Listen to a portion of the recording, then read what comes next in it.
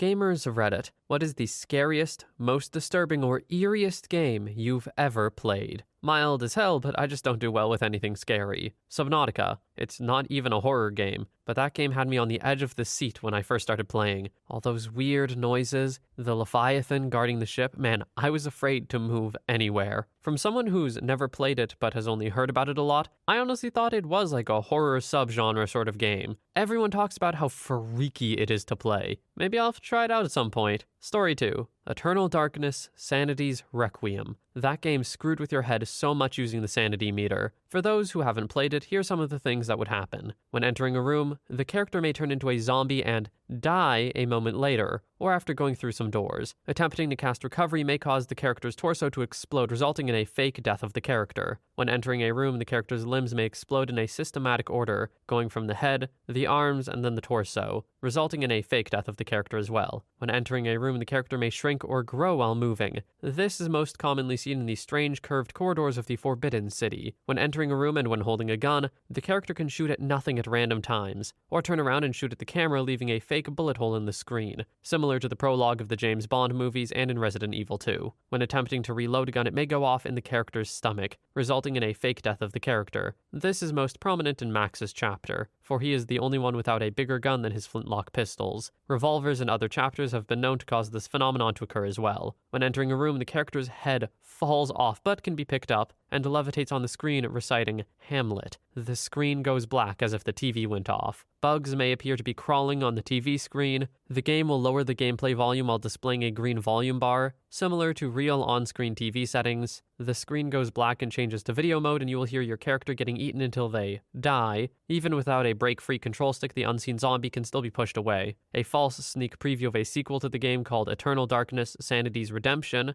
the original planned sequel to Sanity's Requiem, will appear. Upon saving your game, a message will say, "Are you sure you want to delete all of your saved games?" If you say yes or no, the saved files will be quote-unquote deleted. A blue screen of death will appear. You will see the image you see when you start up or restart the game, quoting Edgar Allan Poe's The Raven in Edward Roivas's voice. When the controller is left idle enough, a still screensaver of Pius will appear on the screen until a button is pressed. When you open your inventory screen, all your inventory spaces appear empty. When entering a room, the character may be unable to move or attack, and the player will get a fake system message telling them that a controller isn't plugged in, while many of the zombies will attack them. A fake screen message will appear congratulating the player for finishing the demo of the game, and the camera begins leaning as the sanity meter lowers. There are more of them too. While it may not be my type of thing, I would guess, I do appreciate a bit of like a meta horror elements. Things that screw with the UI itself, that's kind of cool. Story 3. In Stalker, Shadow of Chernobyl, there were several underground research labs full of all kind of spooky and paranormal badness, and other sorts of anomalies. It was like exploring a haunted house, except the ghosts were real and there's a psychic force slowly driving you insane. Also, it's pitch black and you can get lost really easily. Story 4. Outlast and Alien Isolation gave me so much anxiety I had to stop playing them.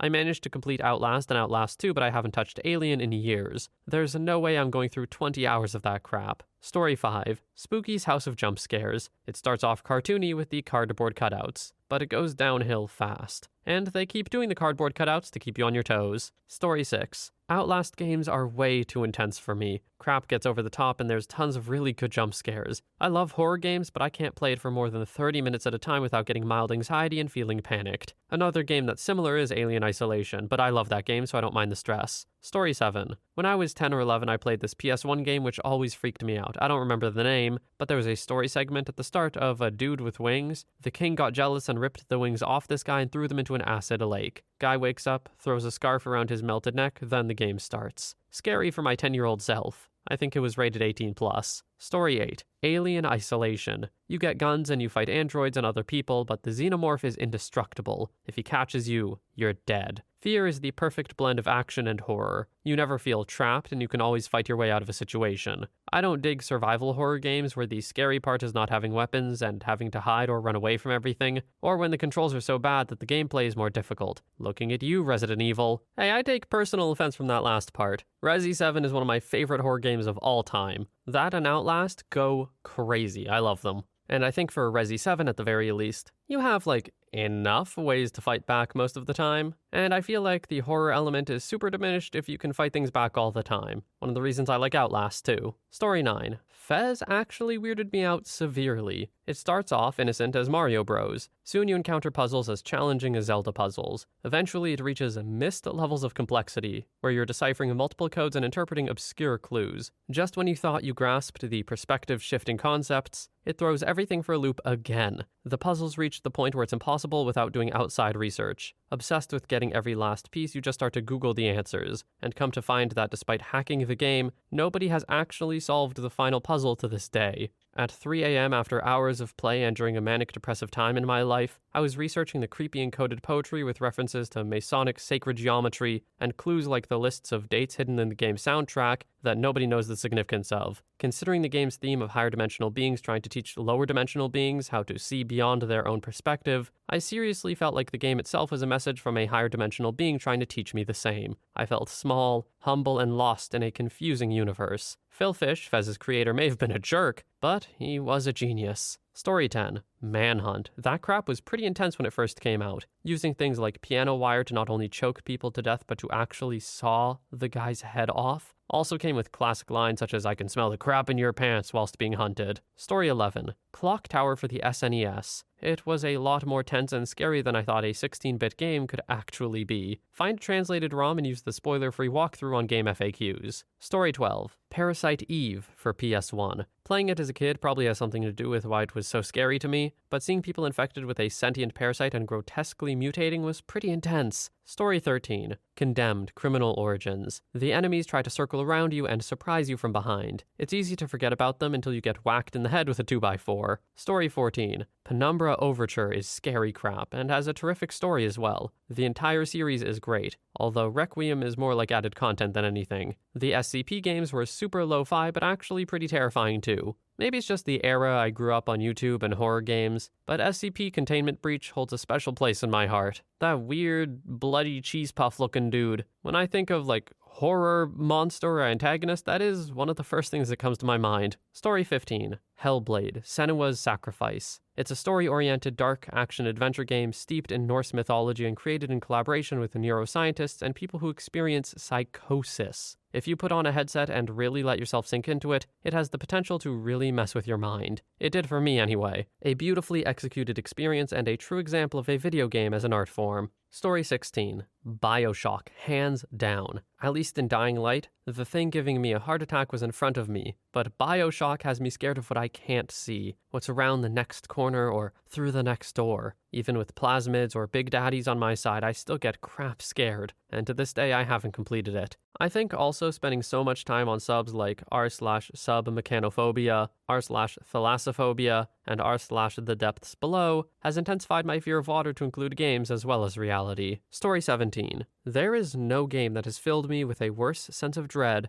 than Condemned Criminal Origins. Yes, the graphics aren't great and there are a few things that aren't great, such as the story or a couple of levels, but still, I've yet to play another game that has such a good sense of suspense, dread, and fear of the unknown. It has such good enemy reveals, such as the mannequins in the department store or the starving corrupted beings in the sewer. It uses audio and visuals perfectly and has very good foreshadowing, such as how you can sometimes look behind you and catch a glimpse of the late-game enemies, or how it purposefully misleads you for things such as the locker jump scare, or how SKX isn't the matchmaker. Overall, CCO is a phenomenal game, and I highly suggest everyone to play it if they want a great psychological horror. Story 18. Silent Hill. It's a horror game where the world goes insane, kinda like a Tool video actually, every so often. The transition is triggered by an air raid siren. This kind of alternate world/easy transition to madness horror gets to me. I played Silent Hill the summer before starting a new school. First week of school, everything goes fine. Second week, mostly fine. Then Friday at 2 p.m. an air raid siren. All the other kids had gone to this school for years and are just sitting there ignoring it. I'm losing my crap. That was a fun talk with the school counselor. Story 19. Here we go. Super Paper Mario. Well, not the beginning, but more towards the end, like chapter 6 to the end. I find the fact that this dude destroys everything just for finding his love scary. Think about it. All that's left is a blank world, nothing. And the rest? Well, Chapter 7, you're in hell, sort of. Especially that river, oh god. Chapter 8, all worlds destroyed and that true final boss betrayed the supposed antagonist. Story 20. So there's a part in Metal Gear Solid Sons of Liberty, which kind of goes all fourth wall. But to give context to the situation, I was about 12 and still living at home, obviously. I'd been playing all morning, so my mom came and said, "I'm going out, don't play all day. I'll know if you do and I'll stop it, alright?" And I replied, yeah. Well, several hours after I reached the point I should have called it a day, I got to a part of the game with this creepy fourth wall part. I entered a building with a boss in it, and he calls me on the in-game communicator. He then tells me, "You've been playing this game too long. Turn off the game now," or something similar to that. At that point, the house phone rings. I answer to my mom, who immediately says, "So, have you turned it off yet?" Cue me freaking out. How did you get the game to do that? Is that even a feature? She realized it was a coincidence and totally went for it, which, given her lack of computer games knowledge, even today, was amazing. "Yes, I spoke to the people who made the game and they said they would cut you off if you played too long. Boot up the game again and it'll delete your save." "But how can you do that? You can't do that." "Yes, I can. Didn't you just hear the game warn you?" "What the hell, Mom? How did you know I was still playing?" "It tells me. I get a phone call if you don't stop. And then they ask me if I want to delete your progress, okay? So stop now." Well, needless to say, I waited. Many years later, I'm like, hey, wait a second. That console wasn't even hooked up to the internet, let alone parental features. Story 21. Most disturbing, by far, is this war of mine. I played it for an hour or two a day for a couple of weeks and started having nightmares, and felt myself clearly becoming depressed and irritable. It's the only game I've ever had to quit playing because of the real-life impact it was having. Still, I recommend everyone to play this game. It's a masterpiece. Just don't play it consistently over a period of time. Story 22. 2 games. The first being Silent Hill 2. I decided to play it one night alone in my house with all the lights off. Played for 20 minutes, scared the crap out of me, turned it off, and never touched it again. The second one was The Suffering, a game about a prisoner on a haunted island prison. During the game, you'd hear voices, one nice, the other demonic. This game didn't bother me a lot, and I played it in the dark. What was funny, though, is it freaked my younger brother out. He sat there watching me play it for maybe 2 minutes and heard the voices, and then he clapped his hand and said, "Nope, not dealing with this crap," and left. Story 23. So this may be mild, but back in the day there was a game called Black and White, wherein you play a god and have little village worshippers. I'd just gotten a setup of surround sound speakers and it was pretty awesome. So Black and White came out and I was excited to play it. The first day it came out, I played it all day and long into the night. After playing for about 12 hours straight, I discovered a neat feature of the game. When a worshipper dies, a voice whispers, "Death." Because of my new surround speakers, after playing for hours and in the middle of the night, out of freaking nowhere, a whispering voice comes from over my shoulder. "Death." I nearly crapped myself. Story 24. Playing Dead Space in the dark at 2 a.m. with headphones on. I would usually get at least a little spooked. One night I wasn't feeling so at all. A little on edge, sure, but I started thinking the game wasn't as intense as I'd been making it. Then my bookend gave out. A bunch of my strategy guides crashed to the floor, and I jumped about 50 feet in the air. Story 25. Sayo no Uta, a horror visual novel with some really dark and twisted themes and ideas. I'm not a big anime-style game thing fan, but I gave that one a try out of sheer curiosity. To give a brief TLDR without ruining too much, there's a spirit that uses mind tricks and illusions to screw with your character's head. It's a horrible monster disguised as something a bit more eerie. Strongly recommended for anyone looking for a pretty strong thriller. Story 26. I'll freaking tell you what, Warframe isn't scary at all. Action shooter with crazy acrobatics. Can't die really or anything, so it's just fun.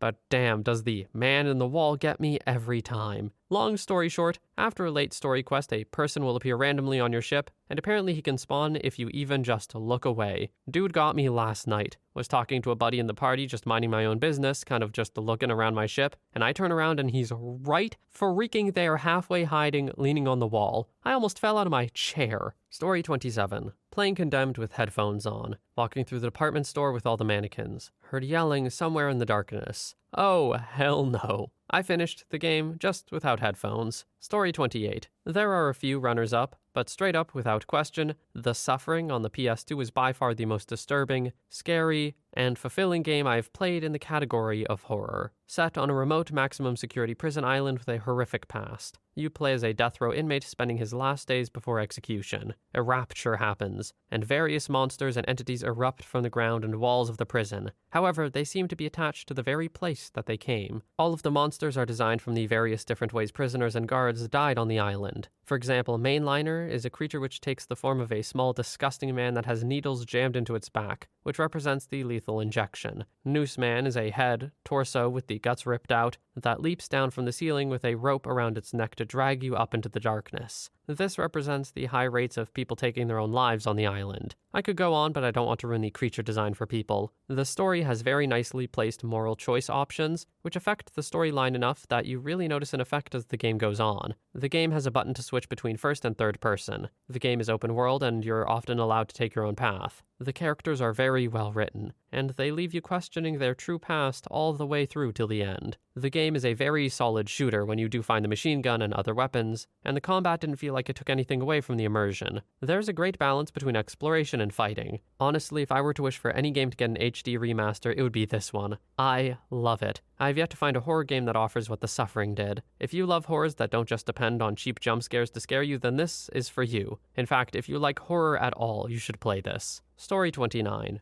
Spoiler for The Last of Us. Not scary, but definitely a bit eerie. About to rescue Ellie. You have to decide how to proceed while a surgeon is about to cut Ellie open. Ended up shooting the doctor and the nurses to be able to get her out of there. I don't know why, but I got chills while doing that. Probably because I was studying medicine at the time. Story 30. Final Fantasy VII. 1 minute you're playing a turn-based JRPG. The next, almost all the main characters freaking die, and your white mage girl is kidnapped by an evil corporation. Your gunner leaves his daughter with the white mage girl's mom and screws off to save her from evil incorporate. In the process of storming the evil corporation, the party gets locked in a dungeon, presumably to be executed in the morning. Then the door unlocks, the foreboding music starts, and you see someone has stabbed all the guards. They're not unconscious, they're very clearly dead. And then someone's head gets cut off while you're in the room. It's animated as a gut stab, but we all know it was a decapitation, don't even start. Then a mad scientist tries to force a new party member who is a sentient mutant lion to assault your white mage girl while the rest of the party's forced to watch. Then, after all of that is done, you see some random headless woman floating about in a tank. Then you go on a car chase that ends with your party getting assaulted by giant robots. Then there's a flashback and you see Sephiroth's slow descent into insanity. He murders a bunch of other people, most of whom kind of just exist to get stabbed to death, while the main character and the punchy doormat love interest watch. This all happens within the space of an hour. My JRPG became a survival horror and I did not sign up for that. Which isn't to say I don't enjoy survival horror, I do. I just don't want it to show up in the middle of my freaking JRPG. Story 31. Doom 3 still scares me. The whole game was designed with the intention of making you jump out from your seat. From the random false doors that slide open behind you, to the mini cutscenes that temporarily transport you to hell. Great game. Story 32.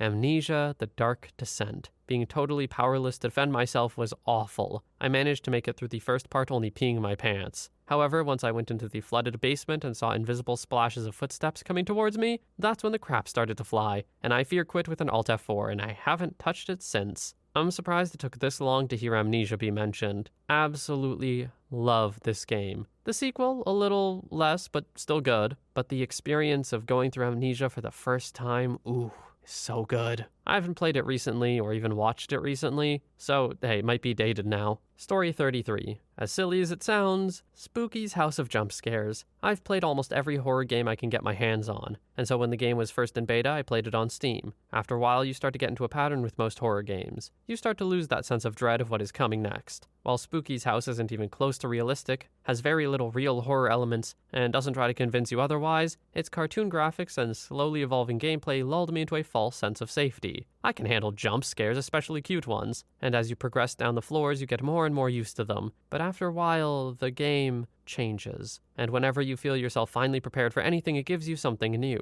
something far more sinister than the cute and cartoony appearances would indicate. With each new twist, the game made me lose my sense of readiness and caught me totally off guard. It really gave me a sense of fear of what would come next, even though the game itself was nothing sinister. Story 34. The first half hour of Resident Evil 4 was some of the best horror I've ever played. Despite having a lot of power, you're well armed, you have a lot of methods of self-defense, and the game allowed a lot of evasive actions for the time, the villagers were just too numerous and unyielding. You barricade the house you're in, they burst in. You shoot like mad, they just keep coming. You run upstairs, jump out the second-story window, there are still more swarming you. Then this dude with a chainsaw comes at you full speed and he takes more hits than everyone. You're at your wit's end and then a village bell rings, and the villagers lose interest in you and answer the bell's toll. The rest of the game is great, but that first scene in particular is how I wish the whole game was like. That moment was sheer panic. Fight or flight. Story 35. Spec Ops: The Line is one of the worst and most disturbing experiences I've ever experienced in gaming.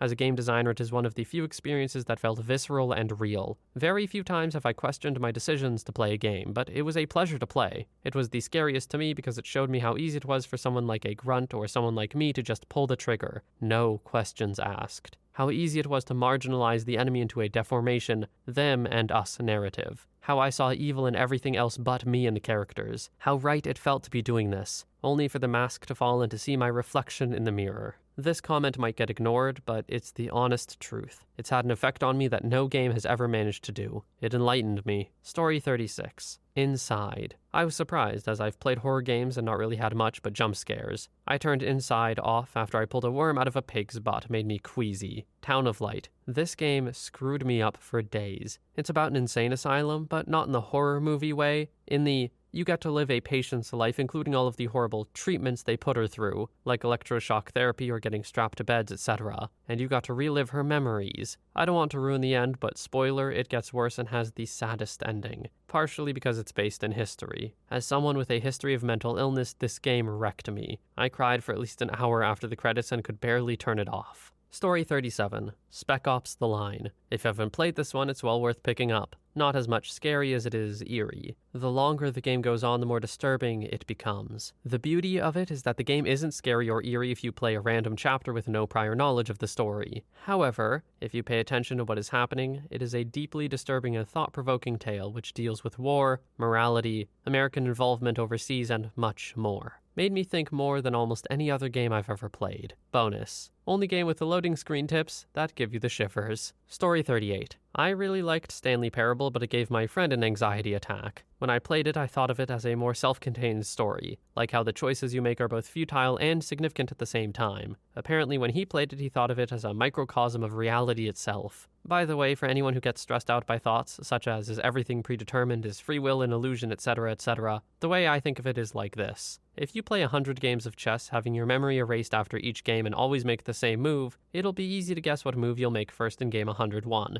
That doesn't mean you can't make a different move, it just means you probably won't. It is still your choice to make that move regardless of how predictable it is for someone else. In life, you make move after move, and every once in a while, one might be out of character or surprising, but whatever the case, they're still your moves, your choices. It's not that there's no free will, it's that the choices we make with free will are predictable. As for who predicts them, that's a different question for a different time. Story 39. Hellblade: Senua's Sacrifice. Wasn't really the gameplay or images, but those were pretty freaky too. I took a break and went out for a walk, and let me tell you, something messed me up. My front yard was exactly the same as it was for years, but instead of feeling familiarity, I felt this sort of paranoid uncanniness, like the opposite of deja vu. I didn't play the game again for a couple of days. Story 40. There are a lot of games based on the SCP website. SCP is essentially a community writers project where users submit files about paranormal entities. Anyway, two really creepy games based on SCP are Containment Breach and Secret Laboratory. Containment Breach has you play a D-class, disposable personnel, usually death row inmates from around the world, but they can be everything from political prisoners, refugees, or even staff that screwed up. That's in Site 19 of the SCP Foundation. You're escorted out to a containment chamber that has a statue in it, and are told to stare at it along with two other D-class as the door shuts. Then, things go bad. The door opens up, the lights go out, and then back on, and now the statue is in the middle of the room, and there's a dead D-class in front of you. Then, next one dies. You escape only to see the armed security guards get murdered by the same statue, and then it goes quiet. That's the scariest part of the game for me. All you hear is screaming, weird monstrous sounds, gunfire, and you know that statue is out there alongside whatever horrors live in the facility. So from here, the objective is to escape, all while finding everything from a sadistic corpse that walks through walls and comes out of the floor, a plague doctor whose coat is his actual skin that turns people into zombies, carnivorous pack-hunting lizards that lack organs and hunt using the voice of their last victim, invisible, weak bipeds that hunt by taking your ability to sleep away, a music sheet that urges you to finish it with your blood, a coffin that makes you go insane when you look at it through a camera, a vending machine that vends any liquid in existence, and so much more. It goes from dangerous to mundane, but all the contained entities are just weird. To make matters worse, you must avoid the creatures and eventually the MTF, Mobile Task Force, as they're sent in to contain all the entities and eliminate all D-Class. To sum it up, SCP Containment Breach is like Half-Life 1, except instead of playing as Gordon Freeman, you play as one of the scientists who dies. Secret Laboratory is the same except it's multiplayer. Most servers suck, but there are a few roleplay ones, and you get the same experience as above, except now you get to watch your friends die alongside you. Story 41. 7 Days to Die. Had to refund it because it just gave me anxiety. Just being out all night, vulnerable in the forest, not knowing what's coming after you. There were these abandoned houses that I didn't know about and thought it had loot. Nah, I walked in and there were these huge lumberjack zombies sprinting at me. Noped out of there and got my money back. Story 42.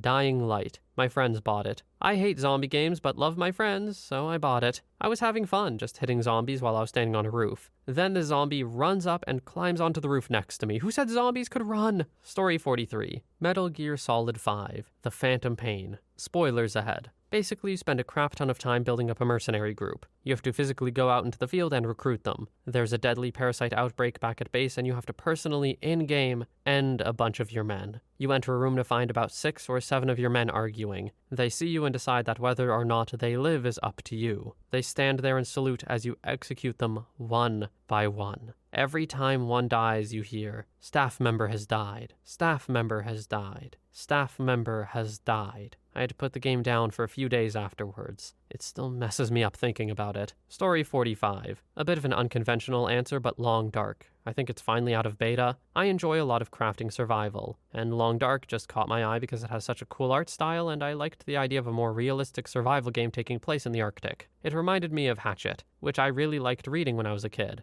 Boy, was that a freaking mistake. I'm a little pansy when it comes to horror. I never played a single horror game, but my first Long Dark game scared the crap out of me. I thought I was doing well surviving the first day or two. Then, bam! I'm stuck out at night in the middle of a blizzard, so I start a fire. I hear a howling in the distance get closer. I spy the silhouettes of wolves off in the snow. I want to grab a couple of sticks to keep my fire going, but every time I try to leave, they try to get closer. As my fire slowly dies, they approach and I try to dash into darkness. The snow is thick and my character can barely sprint. The wolf makes a loud as hell growl as it pounces and murders me in just a couple of seconds. The atmosphere of the game is just so naturally lonely and bitter. It makes the wolves super scary to me. Still a great game, but I need to take long breaks between play sessions. Story 46. The Suffering. By far the scariest thing I've come across. I can play it now with no problem, but I bought that game when it released. I was pretty young at the time, and after maybe 20 minutes or less, I turned my system off and didn't play it for 2 weeks. And even then I didn't play it alone.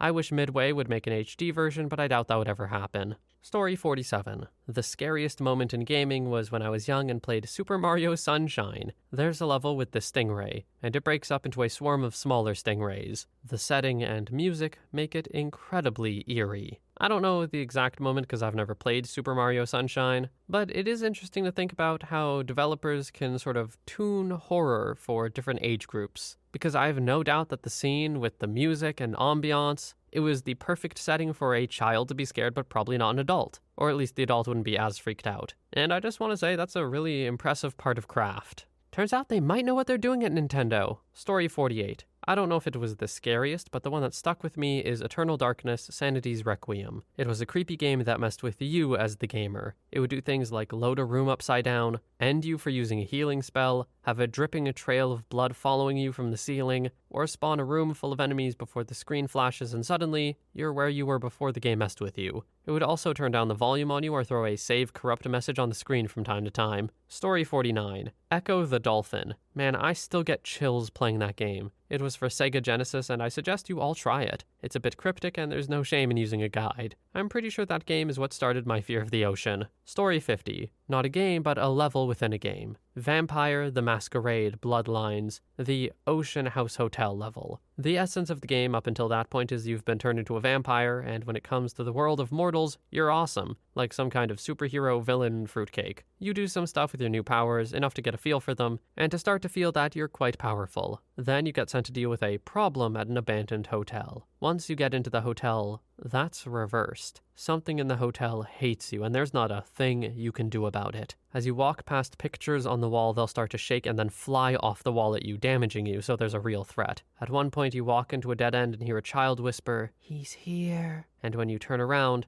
there's a translucent man standing a short way behind you, who then fades away. On entering one hotel room, the lights go out, and then come on a few seconds later with "Get Out" scrawled on the previously clear wall. It sounds a bit cheesy as I type it out, but no game has ever creeped me out as much as that level has. Because the game's not a horror game, the juxtaposition of horror in a non-horror game makes it that much more unsettling. Story 51. When I was a kid growing up, my older brother and I rented a Sega Saturn from Hollywood Video when they were around, and we played the game D late one night with the lights off. Holy crap. If it wasn't for the fact that it was a straight eerie horror game, it's one of the first 3D style games we played within that generation of consoles and nearly had me crapping my pants. I couldn't sleep that night. Story 52. Dead Space, the first one. Atmosphere is amazing. Lots of dark areas and tight corridors. Gives you that claustrophobic feeling like you're locked in with the alien zombies. Few jump scares, but when you least expect it. Story 53. I don't remember the name of this game, but it involved a massive black sword-wielding guy, and I played it on the PS2 way back in the day. The particular moment that stayed with me, there was a little girl you'd been trying to help, but she suddenly transformed, fused with this massive monster that was trying to murder you while crying and telling you she couldn't stop herself. She had already been an outcast from her village, and suddenly she was a literal monster. It made me so angry I couldn't help her. It was my first experience with the genre of game, and I could never shake the feeling it gave me.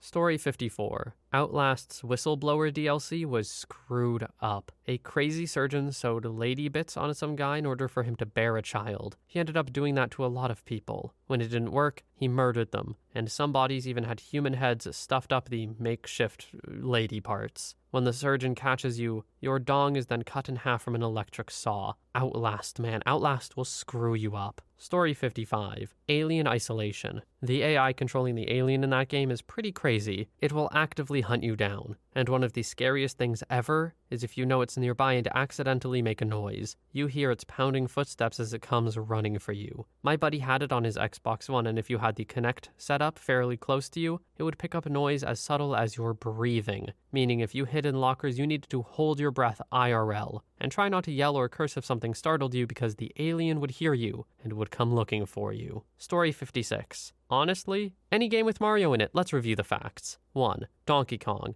According to the official Donkey Kong backstory, like seriously, the backstory no one read about at the time, DK was part of a circus and ran away from the horrible treatment Mario doled out to him. So the entire point of Donkey Kong is to murder or capture DK so that Mario can continue being a jerk driven by the profit motive of running a heartless circus attraction, despite Mario owning his own plumbing business, which is likely more profitable than working as a circus trainer. 2. Mario Bros. Mario and his brother actually try to do some plumbing, but what they find is strange creatures coming out of the pipes, which they immediately murder, despite the creatures showing no real threat. Making this matter worse, the bros don't leave this work to the exterminators or make any effort to preserve these newly found creatures for scientific discovery. 3. Super Mario Bros. Mario murders hundreds of native creatures, most of which are simply walking around in a completely non-threatening manner. Every time he gets to a small castle, he rescues a native citizen, which he doesn't care about at all. The only person he cares about saving the entire game is the princess he's fallen in love with sight unseen. Not only is this totally creepy stalkerish behavior, but it's not even clear he loves her,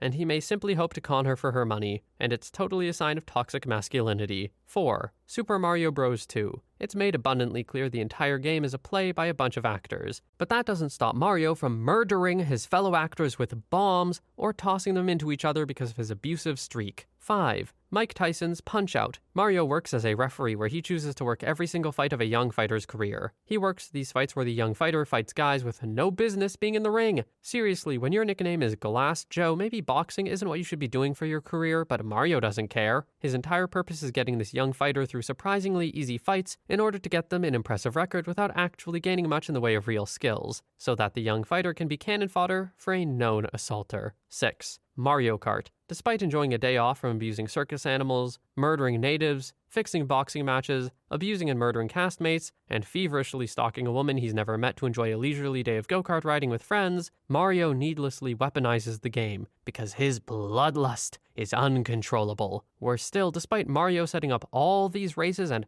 weaponizing them, he provides none of the riders with personal protective equipment. 7. Super Mario World. This is totally true and was very recently confirmed. Mario does indeed punch Yoshi in the head to get him to pick things up with his tongue. So in a game where Mario basically still just murders natives, he still can't help being an animal-abusing jerk. Even though it's abundantly clear that Yoshi is completely willing to help Mario, there's no need to punch him. Mario does it for his own enjoyment. 8. Super Mario Odyssey. Mario finally saves Peach and proposes to her, but he only does it because Bowser did it first. His love isn't genuine, and he only does it to control Peach, because the thought that she may actually choose Bowser upsets him. 9. Nearly all Mario games. Mario eats mushrooms in a land inhabited by sentient myconids. He also regularly murders turtles with their own shells, murders Lakitu to carjack his cloud, collects loose change, and makes no attempt to find its owner, and randomly vandalizes huge swaths of the land by needlessly destroying brick structures and razing local strongholds and castles. 10. He never once makes any attempt at going back to the pipe in NYC in our world in order to establish with the property owner what he's found and what his fees are going to be running. He just simply stays on the clock for 30 years, which, since he's a master plumber, has to cost over $1 billion.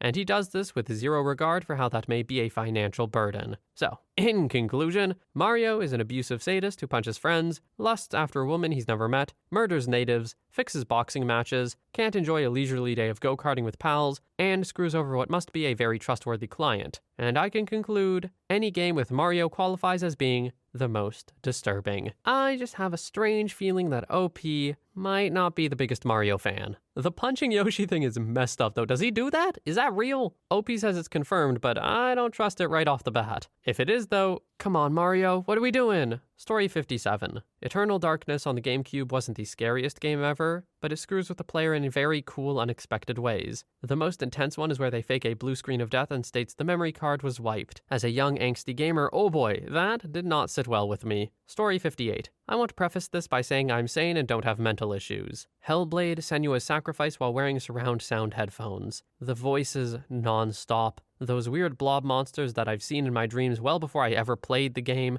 The biggest thing that stuck with me was the fact that there are people that hear voices all around me, and I would have no idea. Story 59. Going through the Shadelight dungeon in the land of Aurora in Fable 3. The crawler freaks me out every time going through there. The first time I played through it was like 5 a.m. and caused me some lovely sleep paralysis. I plan on replaying soon. Story 60. D. That's it, it's called D. My buddies and I played it one afternoon in middle school, 96-ish. Never played it again. It was a dark, rainy day. We played it on Sega Saturn maybe. It is legit the scariest game I've ever played. Story 61. Dead Space 2. As a preface, I started the Dead Space series on 2. Dead Space 2 is scary in the beginning, but you get to this part of the space colony where it's where young children would have been for school. It's empty, blood on the walls, and you see this woman crying and she's trying to get her baby to come to her. This baby is screwed up, deformed, and glowing this bile-looking yellow, and it just exploded, murdering the baby and the mother. Then you start seeing these infected babies coming at you and you have to murder them. Then infected children come after you, and they look to be the size of 6 or 8-year-olds and they just swarm you. I had to stop once I beat that section for a day or two. Story 62. Fatal Frame. There was a part of legs kicked up a pizza I was eating and I threw my controller too. Both flew a good couple of feet away from me off the couch. I was shocked, stupid to the point a friend had to pick up the controller and fight a ghost for me. I never got around to beating that game. Scary as hell. Story 63. Sanitarium is a pretty awesome psychological horror game with some good body horror and stuff. It's a point-and-click adventure game, so it relies heavily on super weird, creepy crap for its scare factor. You play as a man that was in a car accident and has his face bandaged, but as the story goes on, you become different people, like an Aztec god even at one point. It's really cool and I recommend anybody interested to check it out. Story 64. Kinda surprised there aren't more posters here for Doki Doki Literature Club. Truth is, this isn't a game, this is an unforgettable life experience. When I played it without anyone spoiling any part of it for me, and I'm glad they didn't. What an incredible thing. We rarely get to experience anything fresh anymore, without spoilers or context or too much exposure. Can't say enough how shocking and unsettling it is.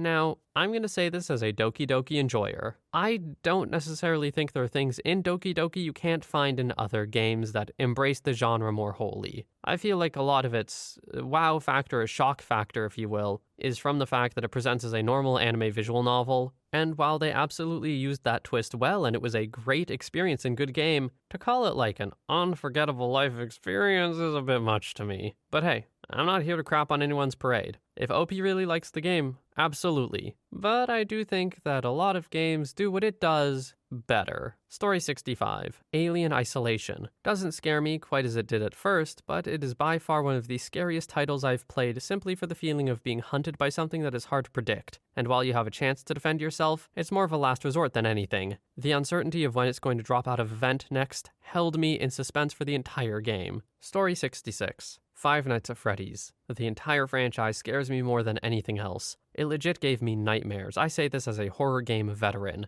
FNAF 3 was the worst. Springtrap is super unsettling. Condemned Criminal Origin scared me good. Mr. Tibbets made me crap myself. Resident Evil 7 had some good jump scares. Resident Evil 4 had a section where you controlled the character that couldn't fight and you had to run, so it felt manic. Otherwise not too scary. Regenerator is kinda creepy though. Amnesia had a creepy ambiance and you felt helpless, which added to the creepiness. The games that are the scariest are the games where you can't fight back. Games can be dark but not scary at all, like Bloodborne, Dark Souls, Dishonored, and Alan Wake. But ultimately, you are the hunter in those games. It's games that turn you into the hunt that are the worst. Story 67. I gotta give a shout out to Alien Isolation. What a great game all around that is. Even with weapons, you still feel powerless against the xenomorph. That sound when you hear him in the vent before he hits the floor, scary as hell. I know they won't make a sequel, but I wish they would. Also, Little Nightmares. That long-armed dude was the creepiest. Story 68. I've never personally played the game, but I watched gameplays of it a couple years back. Cry of Fear. That game is messed up. It's basically a guy who got into a car accident and was in a coma and stuck in his head and lost his mind. The choices you make will affect the ending, how he finds out he was stuck in his mind the whole time, whether his world will come crashing down, or if he'll have a sliver of hope for the future. I would never play it. Story 69.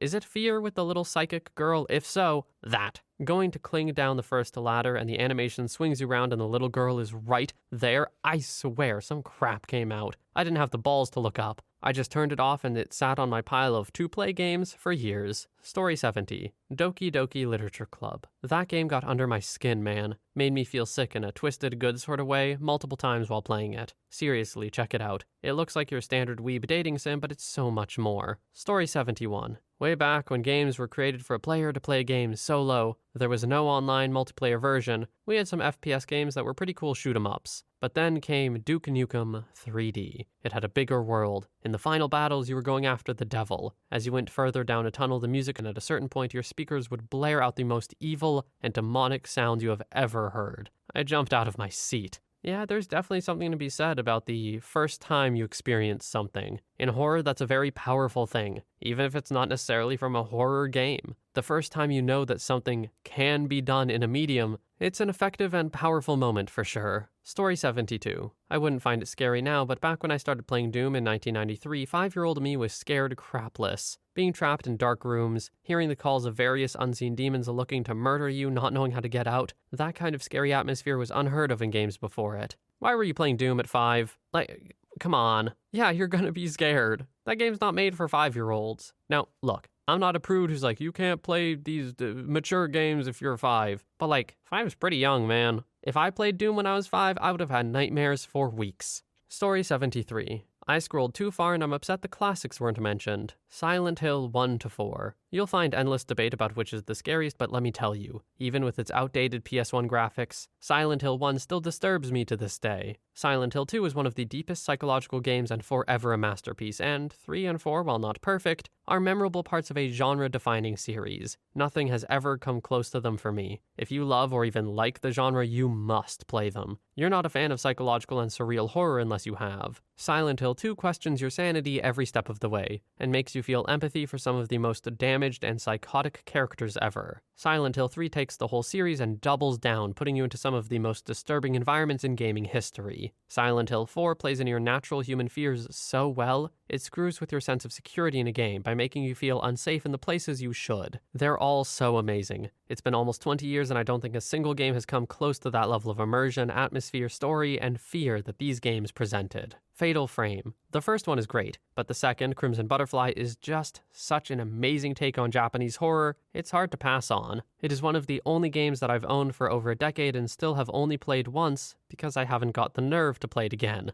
If you're a fan of Japanese folklore, modern J-horror tropes, and quirky gameplay, you fight ghosts by taking pictures of them and do more damage from them being closer to your face, you need to play them. Siren. No surprise, the original creator of Silent Hill started an equally terrifying series. The voice acting ruins the game a bit, but if you can get past it, it is one of the most stressful games to play through. You cannot top the psychological stress of playing as a defenseless 7-year-old trying to escape your house when your whole family has turned into bloodthirsty zombie/insect hybrids. The one game that legitimately stressed me out too much. The Suffering 1 and 2. This is the one game series I feel needs a remake so bad. They were so freaking mental, having to make moral choices that affected how the game played, the deformed enemies that were based off old execution methods, your character being freaking nuts and his hallucinations, and the overall story were so immersive that it's hard to pass on, even though it's a game series that could really benefit from a facelift. It was doing Outlast and Amnesia before they knew what they were. It deserves a lot of credit.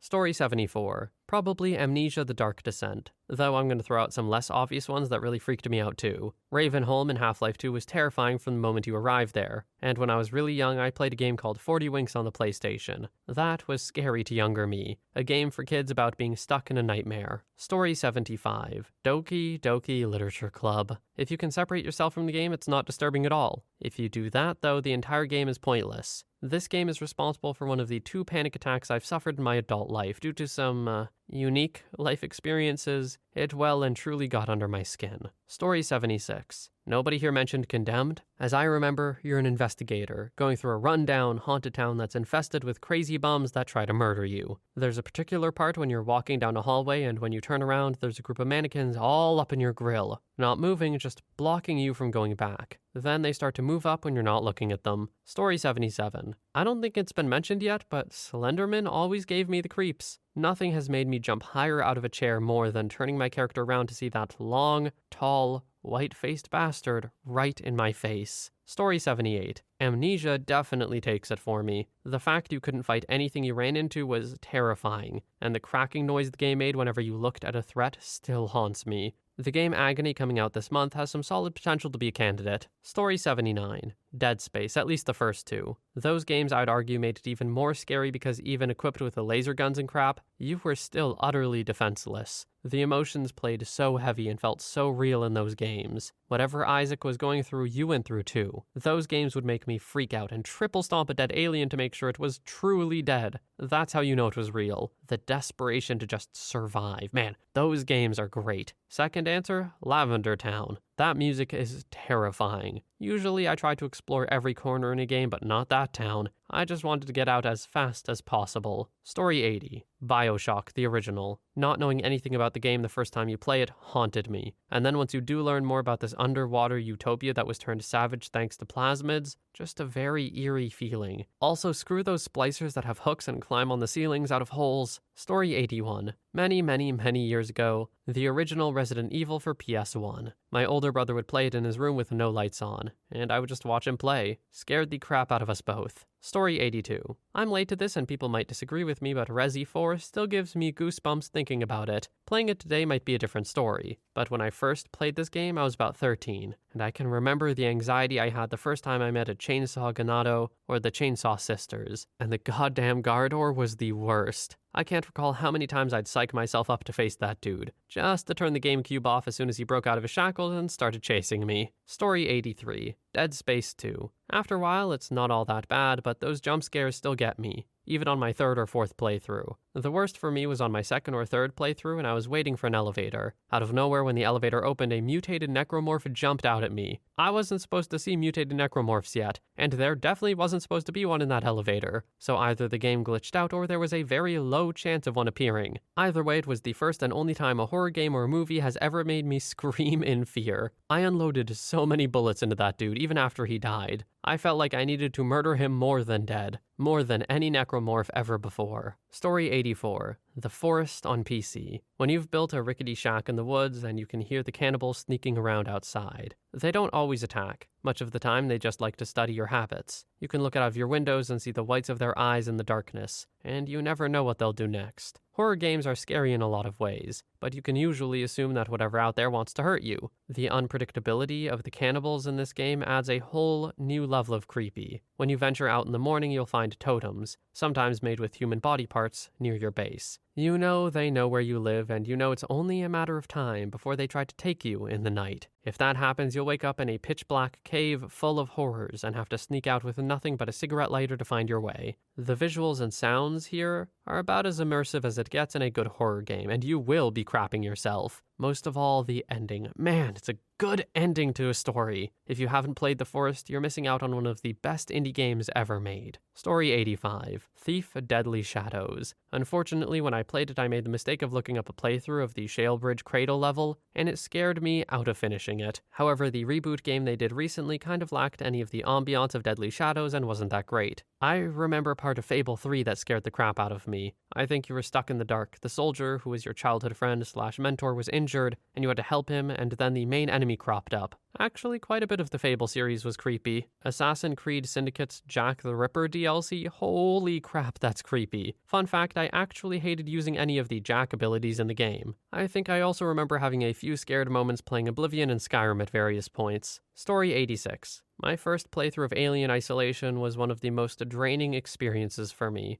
The first time the alien appears, meaning the part where, spoilers, Axel dies, made me have to put down the controller for a few minutes because of how startling it was. And then when the alien actually appears, I honestly could barely bring myself to keep playing. Not knowing when that piece of crap could drop down behind you at any time was so unnerving. I haven't really looked into isolation ever, but a lot of people mentioned in this thread, and from the sounds of it, it sounds pretty good, I won't lie. I actually have my own addition to this thread. While not a true horror game or anything like that, there is something really amazing and eerie about the game LSD. If you haven't heard of it, it's pretty old, I think for the PS1 or something like that, and it's basically a dream simulator in a way. It just has the perfect level of abstract creepiness and almost pseudo-mystery to it that I just love. Also, just technically, a really cool example of early procedural generation, if you're just a video game nerd. But if you've never heard of it, at least watch a little bit of it. I think it's the coolest game ever, but I could see how it's a bit niche. Anyway, that's all the stories we have for today. Thank you everybody so much for watching. I hope you have a wonderful day or night wherever you are, and I will see you in the next one.